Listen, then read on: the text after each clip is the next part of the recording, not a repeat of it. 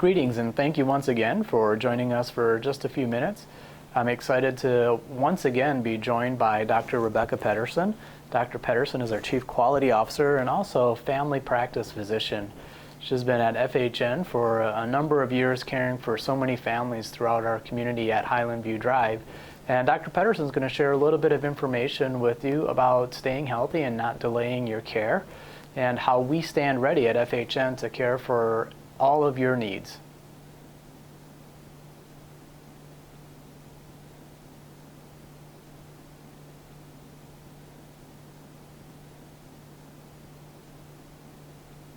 So crisis fatigue is a phenomena where we're in the midst of a crisis that just goes on and on and on. And although we can cope for short periods of time to get through something that's tough, when it lasts for weeks or months, it's exhausting to our body. And in our interview today, we'll talk a little bit about the physical and emotional components of crisis fatigue.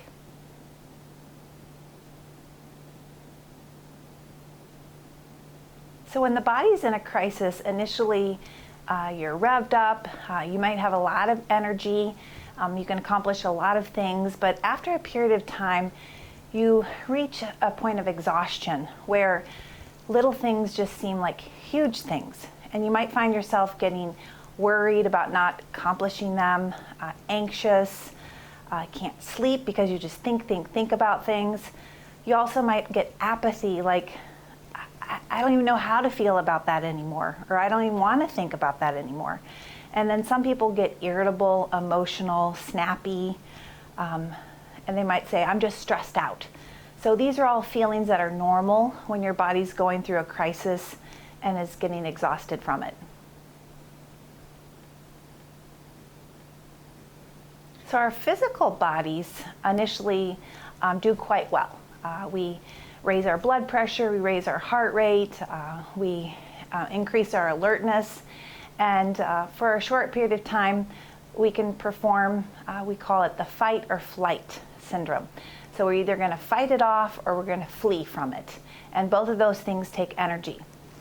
After a period of time, however, the body can get exhausted from this constant stress, and you'll see things that fail. So for example, our mood might decline and we could find ourselves getting depressed or anxious. Our blood pressure, which used to be able to adjust itself and regulate for our activity, might just constantly stay high. And you might notice that I'm gaining weight or I'm losing weight. You know, some people eat more when they're stressed. Other people don't eat when they're stressed. So you can see weight changes. I also think about sleep impairment, and that leads to the next day you're tired, poor performance, can't stay awake, maybe you fall asleep at the job, just aren't doing things as well as you used to.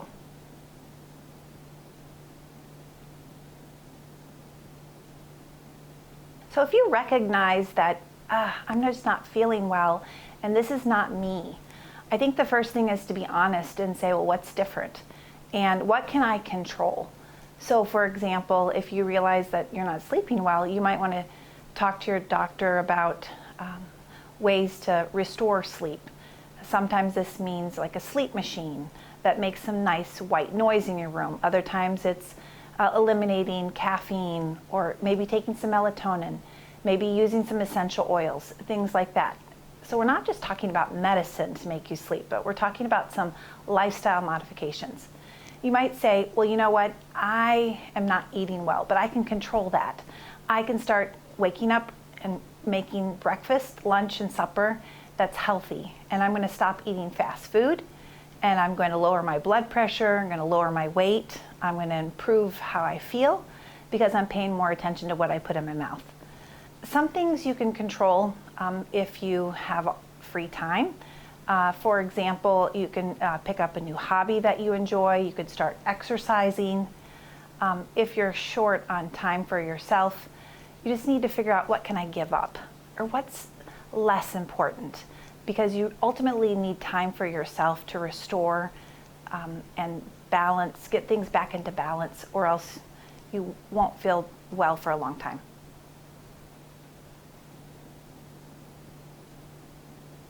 When you recognize that you have tried everything you can in your own strength to make yourself feel well. And yet you still might have headaches, chest pain, nausea, GI symptoms like diarrhea or constipation that are new. Some people start itching. They have hives from anxiety. You can't sleep. Maybe you're falling asleep during the daytime. So these are big symptoms that could be something serious. Then you want to reach out to your primary care provider. You know, the good thing is that we've known you for a long time. And so we know what's normal and we know what's not normal for you. And we can work together to restore healthy you in a shorter time than you trying to fix it yourself.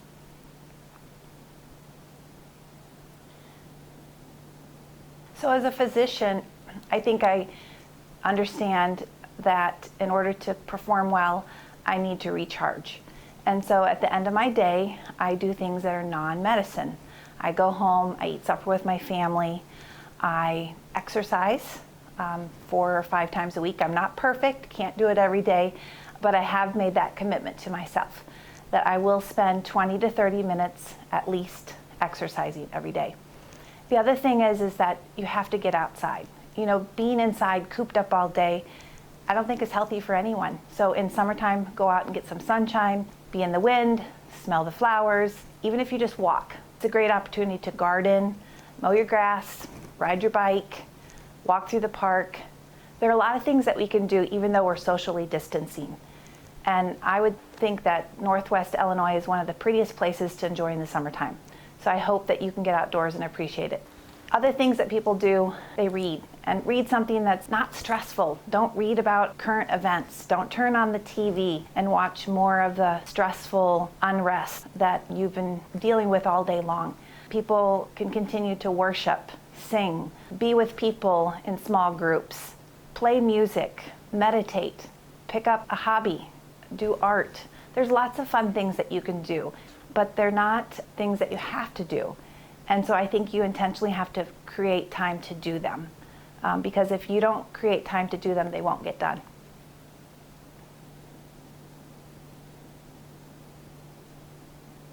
I would encourage people to get outside and try something that they've never done before.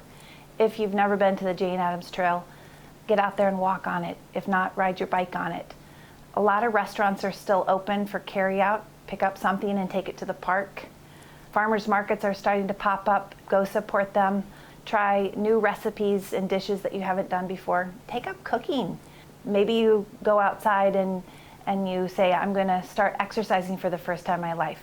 Walking is usually something that everybody can do.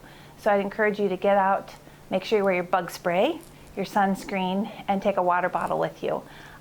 But if you do need health care in the summertime, our offices, our emergency room, our hospital are open, and it's never been a safer time to visit us.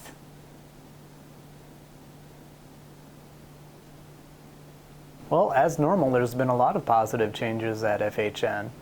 For one thing, we're seeing a lot lower incidence of people testing positive, and we've had a lower volume of COVID-19 positive inpatients in our hospital.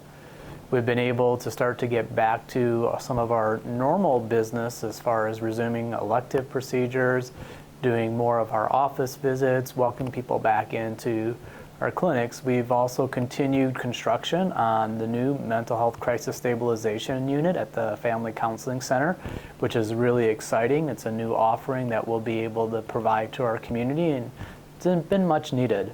One of the other things, we were able to finalize the latest edition of The Insight, which should be reaching mailboxes fairly soon.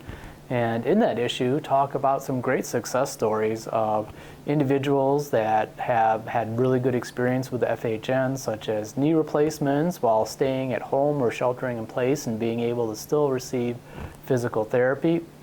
And also, more importantly, somebody who had a really challenging time with COVID-19, including quite a long stay on a ventilator, and what her journey was to be able to get back home and to be able to spend time with her grandkids, which was a goal.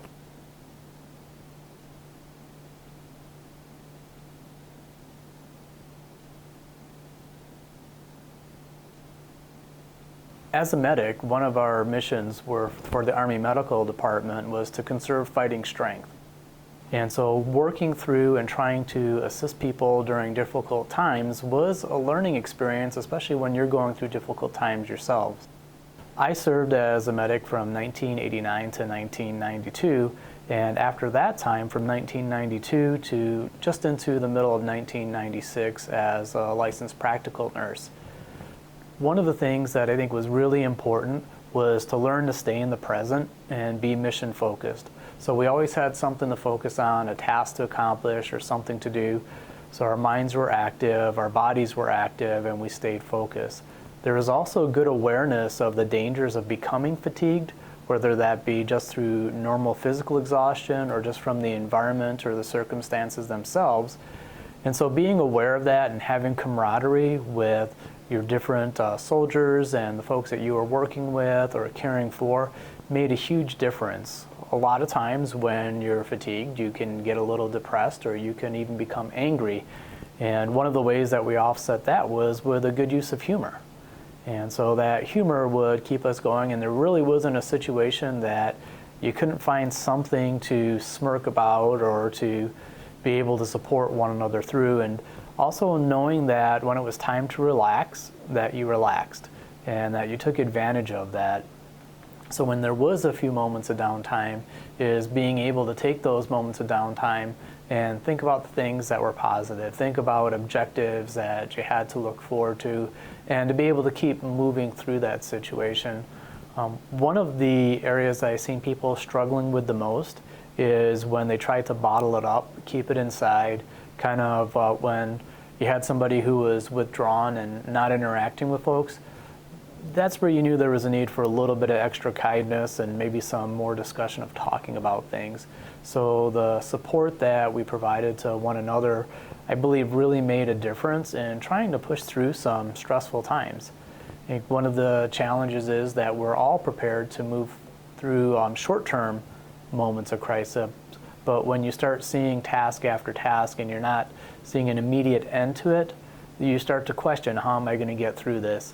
And that's really when it's time to reflect, stay focused on what you have to do at that moment, and take it day by day and breath by breath.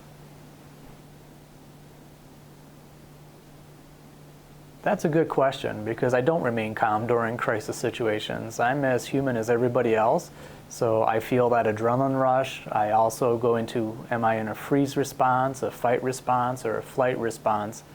But being aware of that is probably the most useful, is knowing that we're all human and we're going to have these natural reactions. And if we can remember to be self-aware and to pick up when that's happening, that allows us to manage through it. And so one of the ways that I manage through it is really kind of going back and saying, is this a life-threatening experience? Is it an immediate, imminent harm? Because if it is, the reaction has to be a different reaction than something that you have time to think about or something that you have time to really work through. If you have time to qualify what it is that is creating the crisis or the challenge, or quantify what's created that crisis or challenge, you can start to break it down into ways of being able to manage it. Now that's a lot easier said than done, because it takes a toll on all of us. One of the things that I found useful for myself is to do what we call tactical breathing. And that tactical breathing I learned in the military, and it just gave you a chance to have a few moments to normalize your physiology, so bringing that heart rate down and helping you think clearly. Very simple, anybody can do it. Basically all you do is inhale, fully inhale for about a 4 count, hold that 4 count, exhale for a 4 count, hold that 4 count, and then repeat through a few cycles. And what you'll notice is your heart rate will start to decrease. You'll be able to provide your body a chance to get out of that stressed, adrenalized state and be able to move through whatever situation that you're moving through. So a quick example of that is I'll inhale for 4 seconds, hold it for 4 seconds, exhale for 4 seconds, hold that for 4 seconds, and repeat. And I'm already feeling more relaxed from having a camera in front of me just from doing that one round of tactical breathing. So that's sort of a stress management technique, but I think it's also very important to really look at it as something that is an immediate, imminent threat that you have to react to. Because most of what we face, or most crises that we walk into, we do have at least that moment, if not at the time that it's happening, is as you're going through it. Is if we can remember to breathe, it can take us a long way.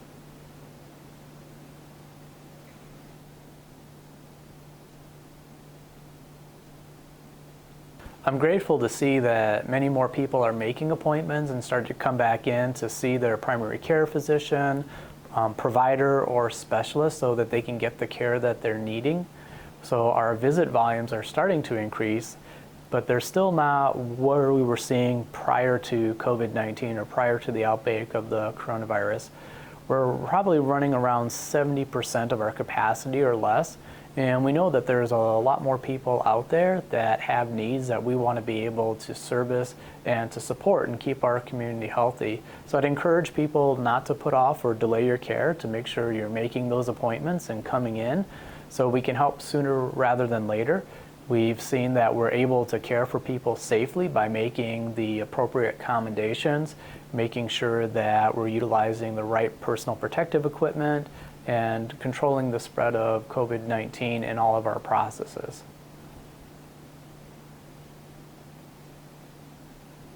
We are certainly looking forward to being able to restart our speaker series. It may look a little bit different, as well as many of our other events. One of the challenges that we face is making sure that we're keeping people safe throughout this process.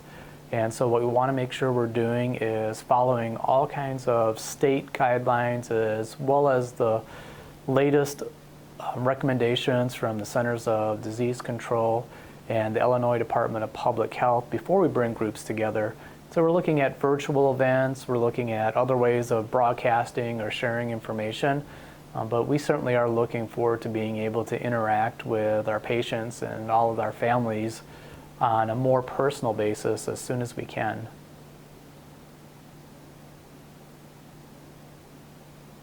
Our Mavis tent, which we also call our COVID-19 A tent, will be here for the foreseeable future. We're still utilizing it for testing. One of the things that we're talking about doing is doing a community testing, and we're looking at different locations to be able to do that. What's nice about having the tent available for testing is that it reduces the amount of traffic that we have in and out of our building.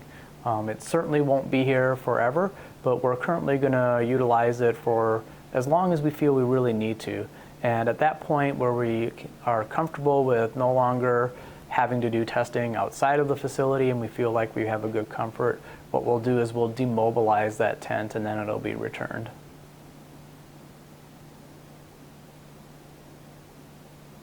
They can be. Starting on Wednesday, June 17th, we'll be partnering with the Stephenson County Health Department to open up a drive-through testing for anybody over 18. They'll need to bring a valid ID, and there's no appointment, so it's first come, first served. And we'll be doing that from 5 until 7:30 p.m. And then again, we'll be offering a community-wide testing on Wednesday, June 24th, in the afternoon hours as well. So there's many more details about how that testing works and what the requirements are, and those are available on our website at www.fhn.org.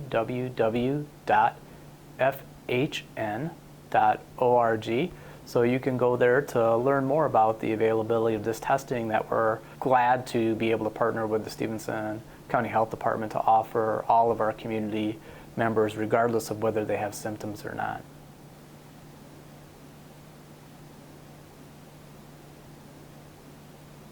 Over the coming weeks, once again, it's a great time to live in Northwest Illinois. So it's getting out there and enjoying our normal activities as much as possible, making sure maybe we pick up some new activities and spending time together, but keeping focused on what are some fun things to do, how do I continue to relax, and again, supporting local and enjoying each other's companies during this time.